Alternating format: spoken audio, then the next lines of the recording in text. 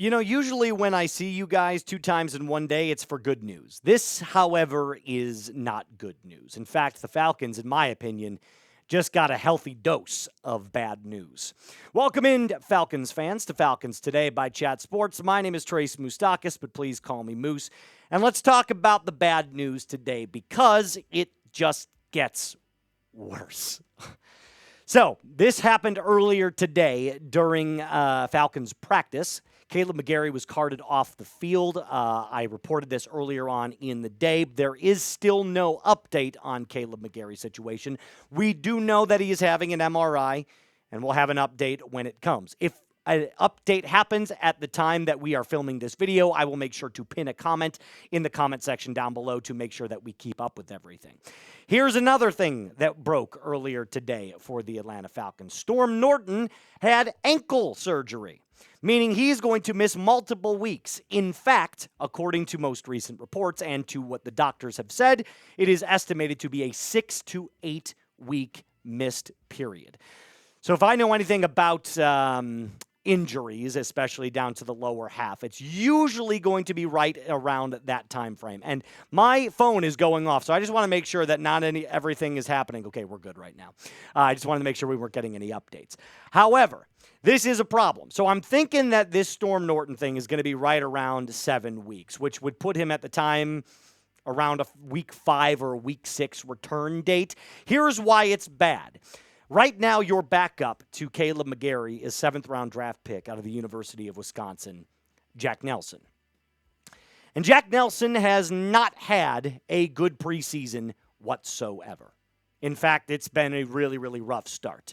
His blocking in zone scheme running has been poor. He's been bailed out multiple times by his teammates during pass blocking, and he's had pre-snap penalties, 1 against the Detroit Lions, 2 against the Tennessee Titans. So it's clearly a very fast game for Jack Nelson right now. And if your main goal is to protect the blind side of Michael Penix Jr., who is a lefty, and that is the job now of the right tackle, I think we have a problem. Now, logically, you would probably move Elijah Wilkinson over, right? Like, that's probably the first move that you would have to make instead of putting the Rook in that position. However, that leaves a wide opening behind Matthew Bergeron because Wilkinson's actually listed as a guard.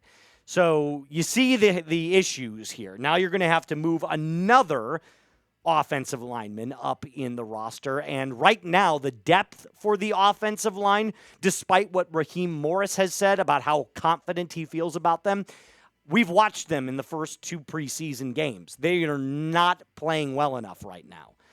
So I do have some options that I do want to at least explore for Kaleb McGary because Norton isn't going to be back until probably October.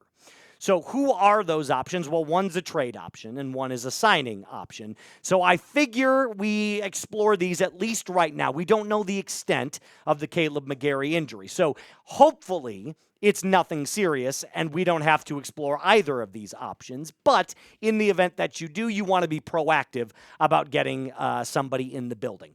The first one being Jawaan Taylor. And he is currently the right tackle for the Kansas City Chiefs, guarding for Patrick Mahomes. Here's some good news and here's some bad news about Jawaan Taylor. The good news is that he only allowed a 5% pressure rate in 2024 and a 1% sack rate. That's really good. The problem is that he is a penalty-prone player. 17 penalties last year, which ranked 138th out of 140. He's also very expensive. He costs $20 million a year. Now, the dead cap space for the Kansas City Chiefs is $7.5 million. So you subtract that from what he would cost per year. So ultimately, for the Atlanta Falcons, he would cost about $12.5 to $13 million. Why is that bad? Well, the Falcons have 7.0. That's right, $7 million almost on the dot in available cap space, meaning you'd have to do some other roster moves in order to make this happen. Most logically, the biggest cap hit right now for the Falcons is Kirk Cousins. So you would think, Why not just attach Kirk Cousins onto that? Problem with that being is they have no need for Kirk Cousins because their backup right now is on a much more friendly deal, being Gardner Minshew. Do you see the injury, or not the injury, the concern now that we have with trying to move a player like Kirk Cousins? It all comes into play. So realistically, this probably doesn't make a whole lot of sense for the Atlanta Falcons. They probably have to attach multiple players in this trade in order to make it work with the cap. So I'll ask you this question. Would you trade for another right tackle? That's just one specific player. One player that I believe could actually make a difference, considering he has starting capabilities. He's increasingly expensive. He does have a penalty problem, but outside of that, he would be a really good option. But either way, you let me know in the comment section down below. Now, before I get into my next guy, who is, believe it or not, a free agent right now, so you could go out and sign him, and it makes sense on the pocketbook, but we'll talk about that here in just a moment. I do have to tell you about today's sponsor, and that, of course, is Prize Picks. Unlike the Atlanta Falcons, Prize Picks is the gifts that keeps on giving right now because they have a bunch of good news going on. They are brought to you by Prize Picks, this episode that is. So preseason football being underway and college football being right around the corner. Do not miss any of the action this season on Prize Picks. It's the best way to win real money this football season. Which players are going off? Which ones aren't? Make your picks in less than 60 seconds and turn your sports opinions into real money all season long. It's very simple to play. Just pick more or less on 2 to 6 player standout projections. If you pick right, you could win cash, and 2,000 of that, by the way, times your money. So up to 2,000 times your money if you're correct. Here's what an entry would look like if you were to play. Very simple, very user-friendly. All you have to do is pick more or less on your player projection and then move along like that. It's the best place to win cash while watching sports. Join millions of users and sign up today. Go to your app store, click the download button, and download the Prize Picks app and use code CLNS to get $50 in lineups after you play your first $5 lineup. That's code CLNS to get $50 in lineups after you play your first $5 lineup. I'll have all of that in the comments and description of today's video. Prize Picks. Run your game. So, the next player, Jedrick Wills, who is the left tackle for the Cleveland Browns for the last couple of seasons. Now, he's an interesting player and makes a lot more sense from a financial standpoint, and he's also a pretty decent player. I wouldn't call him elite, but he's definitely starting caliber worthy. One issue being he played left tackle, so maybe he's not super familiar with the right side. Either way, he started 3 full seasons for the Browns. Only 3 penalties in 2024. Granted, that was in 5 games played, so that's not great. But he also has major injury concerns. In fact, he has garnered a lot of attention from a bunch of different teams in the NFL, and he told them no. He said, I want to rehab my leg for as long as I can because I feel like it's going to be better for me in the long run. But players all the time end up getting the itch to get back in the game, and you never know. You can always convince a player, even if it's a minimum salary. But this is another dice roll, because if you were to somehow convince him to get off the couch and come play for the Atlanta Falcons, you are dealing with a player that hasn't been in camp, doesn't know the system or the playbook quite yet, has injury concerns himself. So, again, these are kind of your options, at least right now.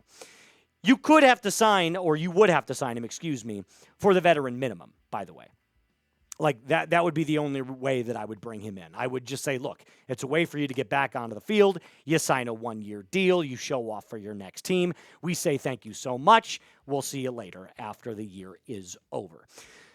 But again, like I said, every single pro comes with a con for both of these players. And speaking of, if you had to choose one of them, let me know.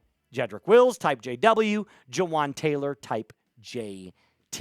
Some other Falcons news that I want to get to briefly, some quick hitters before we end today's show, and this is actually some good news.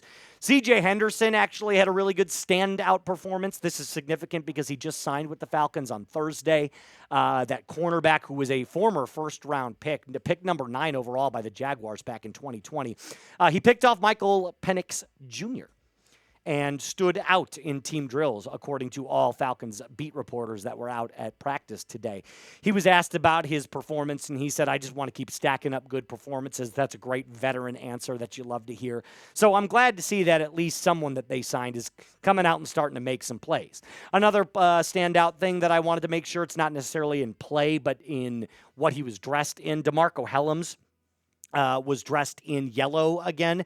So he had that yellow penny on, which indicates no contact. And usually fans will look at that and go, oh my God, there's some concern. But relax. Raheem Morris basically said it's just precautionary. We don't want him taking any unnecessary hits than he already has throughout the preseason. So it sounds like they're gearing up to make sure that DeMarco Hellams has a bigger role for this 2025 Falcons defense, which is a great thing to see.